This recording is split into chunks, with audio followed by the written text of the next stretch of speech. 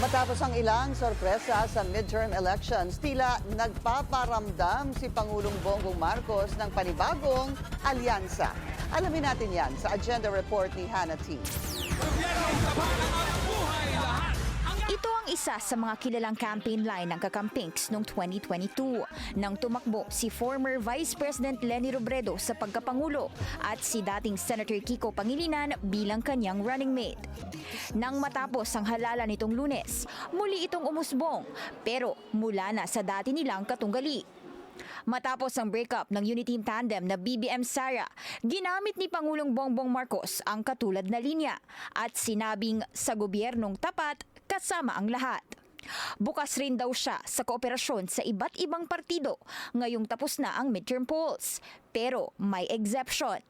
Inaasahan din po ng administrasyon ang presensya ng lehitimong oppositionist. Pero lalabanan po ang mga obstructionist na nagtatago sa pangalan ng oppositionist. Mga obstructionist na maaaring pansarili lamang ang kanilang ilalaban. Kasunod yan ang pagpasok sa Magic 12 ni Bam Aquino at Kiko Pangilinan, kapwang mula sa oposisyon. So it should be a unifying gesture or statement for everyone to continue to support him because he faces a difficult task of being haunted and hunted by his very own vice president. Sa nagbabadyaring impeachment trial ni VP Sara, inimbitahan mismo ni House Speaker Martin Romualdez sina former Senator Laila de Lima at human rights lawyer Chel Jokno na maging bahagi ng House Prosecution Panel. Kilala rin sila bilang mga opositor. Dahil sa pahayag ni PBBM, umusbong online ang terminong Unipink na ani ng netizens, posible nga bang mabuo o para ito sa proseso laban sa dati niyang Uniteam tandem na si VP Sara. Sabi ng political analyst na si Edna Co, mukhang masyado pang maaga para malaman ito.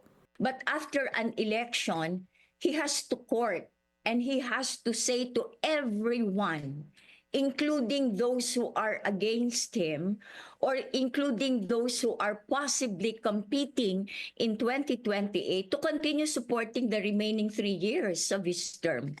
Aminado si Co na malakas ang base ng Duterte camp, lalo na ang bilang ng supporters ni FPRRD.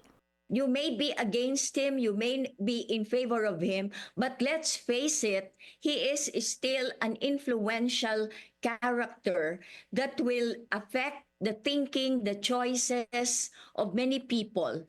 Sinubukan ng Bilyonaryo News Channel kunin ang panig ng Robredo Camp tungkol sa pahayag ni PBBM, pero tumanggi muna silang magkomento. Sa kabila nito, ito na raw ang simula ng mas malawak na espasyo sa politika na di na lang daw sa pagitan ng Marcos at Duterte camps. In other words, there is political life outside of BBM and outside of just VP Sara. Bukod kasi sa unexpected comeback ni Aquino at Pangilinan, umani rin ng matataas na boto ang mga kandidatong wala raw makinarya kahit sila ay natalo.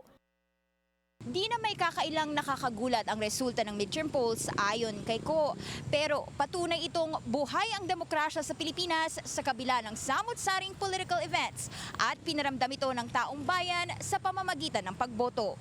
Para sa agenda, Hannah T, Bilyonaryo News Channel.